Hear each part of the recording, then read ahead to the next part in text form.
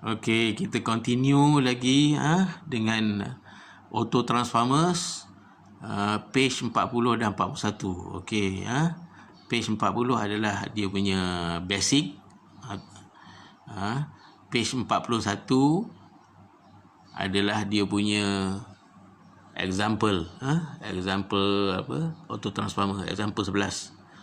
Okey, kita ambil dia punya basic lah. Okey, ini schematic diagram, dua-dua ni schematic diagram for auto transformers. Okey, yang apa sebelah kiri ni adalah untuk step down.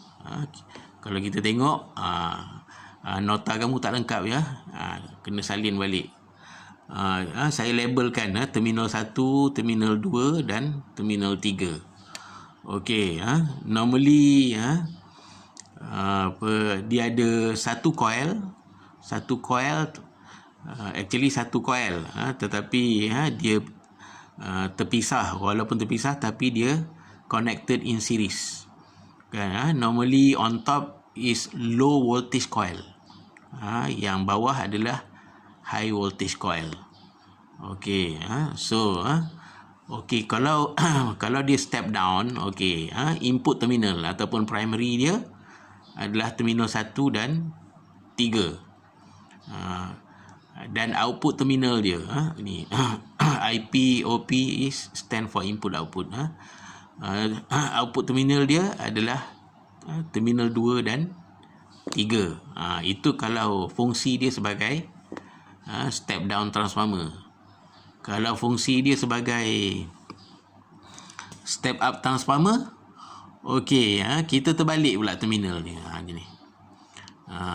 Kalau tadi input terminal dia 1, 3.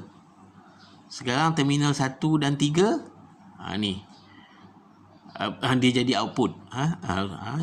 Input terminal dia 2, 3. Tengok input terminal adalah terminal 2 dan 3. Yang ini output terminal dia 1 dan 3. Dia terbalik.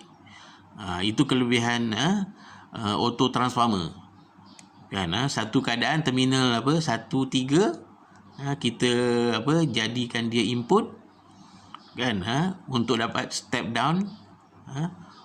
Betul, lagi satu keadaan untuk dapat step down, terminal 1 dan 3 dia kita jadikan output.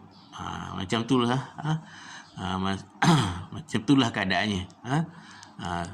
Maknanya kita terbalik kan. So apabila terminal 1 dan 3 sebagai input, maknanya input sambung dekat power supply kan. Output dia terminal 2 dan 3 sambung dekat load.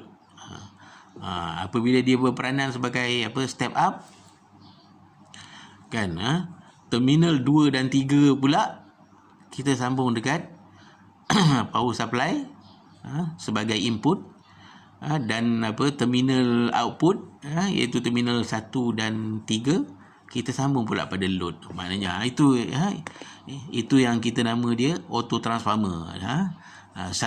Bila satu keadaan untuk step down, input dia sebagai input dia sama dekat primary, output dia dekat load. Lagi satu keadaan kita terbalikkan dia kan, untuk dapat step up, dia punya terminal pun dah berperanan, dia dah terbalik juga. Okey, kita go through aja. Saya tak baca semua sebab ini straightforward punya note. Yang saya underline tu adalah important point ya. Dia satu coil kan, tapi dia sambung sesiri. Mana yang atas, coil yang atas tu untuk low voltage coil, yang bawah high voltage coil. Okey, ini dia ada cakap low voltage coil normally on top, high voltage coil normally kita panggil series coil. Sebab high voltage coil duduk di bawah tapi kita sirikan dengan low voltage coil. Okey, connection is called auto, dengan jenis connection antara low voltage coil dengan high voltage coil ni in series kita panggil dia auto transformer. Dia punya function auto transformer ni lah easy to find apa step up and step down transformer. Hanya dengan satu transformer je kita boleh buat step up, step down. Okey, okey, dia punya advantage ataupun kebaikan dia ada 4 ni. Saya tak payah baca lah pada awak satu-satu. Jadi ada 4 advantage dia. Satu, kos dia murah. Tak payahlah saya nak elaborate sebab apa, dia murah. Peranan function dia boleh dua-dua, step up, step down. Dia efficient, lower exciting current, better voltage regulation.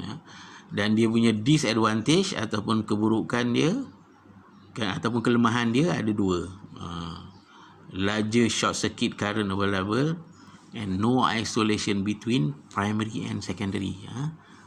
Between primary and secondary dia no isolation, tidak ada pengasihan. Awak tengok, maknanya masa kalau masa dia input terminal 1 dan 3 sebagai primary, tapi awak tengok tak ada pengasingan, dia hanya connected in series, cuma ada letak terminal saja kan. Kalau dia sebagai terminal output, dia secondary. Maknanya antara primary coil iaitu bahagian input terminal 1 dan 3, dan secondary coil terminal 2 dan 3, no isolation, tiada pengasingan. Okey, kita itu kita cover dia punya basic ataupun teori. Ambil basic dulu, kita stop, kita continue dengan example nanti.